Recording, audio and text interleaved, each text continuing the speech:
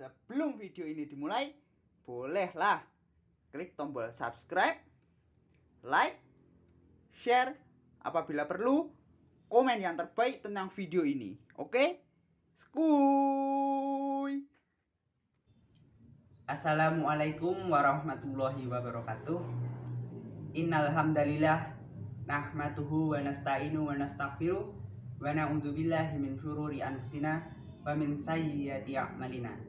May yahdihillahu fala mudhillalah wa may yudlilhu fala hadiyalah. Asyhadu alla ilaha illallah wa asyhadu anna Muhammadan abduhu wa rasuluh. Amma ba'du. Pertama-tama dan yang paling utama, marilah kita panjatkan puji syukur kita atas kehadirat Allah Subhanahu wa taala yang telah melimpahkan berkahan rahmat, hidayah dan inayahnya sehingga pada kesempatan kali ini saya dapat membuat video ini sebagai bentuk saya mengikuti ujian tengah semester mata kuliah Pancasila dalam keadaan sehat walafiat. Dan teman-teman semua ataupun siapapun itu yang telah menonton video ini juga semuanya dalam keadaan sehat walafiat. Amin. Tak lupa sholawat serta salam selalu kita haturkan kepada junjungan kita Nabi besar Nabi Muhammad SAW yang kita tunggu syafaatnya di yaumul akhir nanti. Yang terhormat Bapak Dosen Ahmad Muhammad Musta'in Nasuha Al-Hafiz, Sarjana Hukum Magister Hukum selaku dosen pengampu mata kuliah Pancasila. Kemudian yang saya cintai dan saya sayangi, teman-teman semua, Bapak, Ibu, Mas, Mbak, Adik yang telah menonton video ini dimanapun dan kapanpun, semoga bermanfaat video ini. Sebelumnya, saya Muhammad Abdur Rashid dengan nomor induk mahasiswa 203111148 dari program studi pendidikan agama Islam Fakultas Ilmu Tarbiyah IAIN Surakarta akan menyampaikan sedikit materi ataupun ceramah ilmiah mengenai Pancasila dalam sudut pandang Islam. Apa sih itu Pancasila? Apa pengertiannya? Kemudian pandangan Al-Quran dan hadis terhadap sila-sila yang ada pada Pancasila. Oke, langsung saja ke pengertian Pancasila. Apa sih itu Pancasila? Pancasila adalah ideologi bangsa Indonesia. Nama ini, nama Pancasila, berasal dari bahasa Sanskerta yang terdiri dari dua kata, yaitu panca dan kata sila. Kata panca yang berarti 5 dan kata sila yang berarti prinsip atau asas. Dari sini kita dapat mengambil kesimpulan bahwa Pancasila itu merupakan rumusan dan pedoman kehidupan berbangsa dan bernegara bagi seluruh rakyat Indonesia. Selain itu, Pancasila juga sebagai dasar negara, jiwa bangsa, kepribadian bangsa, dan juga pandangan hidup bangsa. Kemudian untuk yang kedua yaitu ada pandangan Al-Quran dan hadis terhadap sila-sila yang ada pada Pancasila. Pancasila sering dipertentangkan dengan agama, terkhususnya dalam konteks ini yaitu agama Islam. Tetapi seperti yang kita ketahui bahwa Pancasila itu merupakan kehidupan bangsa Indonesia, pedoman kehidupan bangsa Indonesia. Sedangkan agama, terkhususnya Islam, itu merupakan pedoman kehidupan seluruh manusia yang ada di bumi ini untuk kehidupan di dunia dan di akhirat. Jadi dapat dikatakan bahwa Pancasila itu merupakan bagian dari agama Islam. Kita harus samakan pandangan ini agar tidak menimbulkan kesalahan tafsir yang nantinya dapat berpotensi menimbulkan konflik-konflik yang berkelanjutan. Pandangan yang sama antara Pancasila dan Islam dapat kita lihat dalam sila-sila yang ada dalam Pancasila yang berkaitan erat dengan Al-Quran dan hadis. Seperti halnya sila pertama, kita dapat mengambil contoh pada sila pertama. Sila pertama yang berbunyi ketuhanan yang Maha Esa, yang berarti kita itu meyakini dan mempercayai bahwa Tuhan itu Maha Esa. Hal ini sejalan dengan firman Allah yang terdapat pada Quran Surah Al-Ikhlas ayat pertama, yang artinya, katakanlah Muhammad, dialah Allah yang Maha Esa. Kemudian juga ada di surat lain, yaitu Quran Surah Al-Hasyr ayat 23, yang artinya, dialah Allah yang dialah Allah yang tiada Tuhan selain Dia. Demikian juga ditegaskan oleh Rasulullah SAW bahwa Islam itu didirikan atas dasar 5 perkara. Persaksian bahwa tiada Tuhan selain Allah dan Muhammad itu utusan Allah. Kemudian mendirikan sholat, menunaikan zakat, ibadah haji, dan puasa di bulan Ramadan. Semuanya menegaskan bahwa mentauhidkan Allah itu mutlak bagi seluruh warga negara Indonesia. Kemudian untuk sila yang kedua, yaitu sila kedua Pancasila, kemanusiaan yang adil dan beradab. Dalam sila ini kita diharuskan untuk menjunjung tinggi nilai-nilai keadilan dan keberadaban dalam pergaulan antara manusia. Tidak ada yang saling menzalimi. Allah Subhanahu wa Ta'ala berfirman dalam Quran Surah Ar-Rahman ayat 9, dan tegakkanlah timbangan itu dengan adil, dan janganlah kamu mengurangi neraca itu. Juga Rasulullah SAW bersabda, wahai manusia, sesungguhnya yang membinasakan orang-orang sebelum kalian adalah jika orang terhormat di antara kalian mencuri, mereka membiarkannya, namun jika lemah yang mencuri, mereka menghukumnya. Muttafaq alaih. Keadilan itu harus ditegakkan, tidak boleh pandang bulu. Jika terjadi kecurangan dan ketidakadilan, maka kehidupan antara manusia tidak pernah aman, dibayang-bayangi oleh ancaman. Selain daripada itu, kehidupan manusia harus diwarnai dengan perilaku beradab.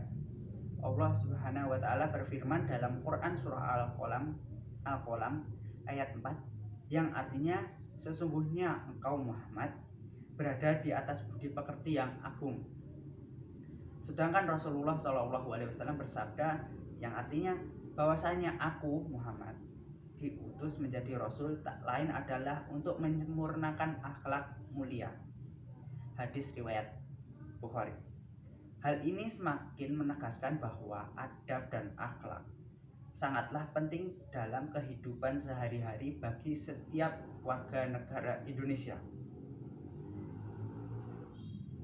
Jika kita benar-benar taat beragama, insya Allah otomatis bisa berbuat adil dan berakhlak baik antar sesama manusia. Kemudian untuk sila yang ketiga, yaitu persatuan Indonesia. Dalam sila ini kita diharuskan untuk menjunjung tinggi nilai persatuan dan kesatuan. Walaupun kita beragam suku, agama, adat, budaya, bahasa, ras, tetapi kita itu tetap satu, yaitu Indonesia.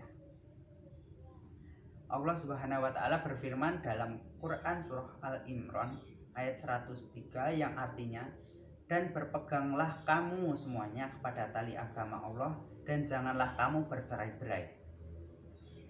Yang diperkuat dengan sabda Rasulullah SAW, al-jamaah adalah rahmat dan perpecahan adalah azab.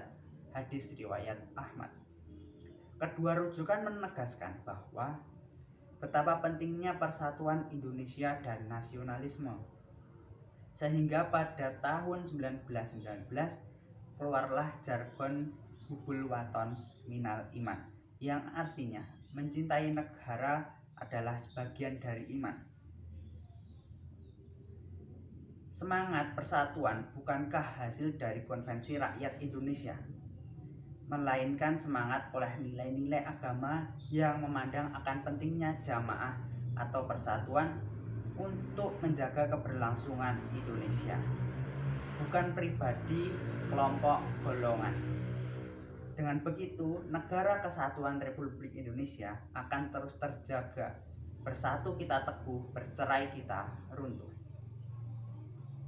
Untuk yang selanjutnya yaitu sila keempat, yaitu kerakyatan yang dipimpin oleh hikmat kebijaksanaan dalam permusyawaratan perwakilan. Dalam sila ini, kita diharuskan untuk menjunjung tinggi wisdom dan musyawaratan ataupun perwakilan.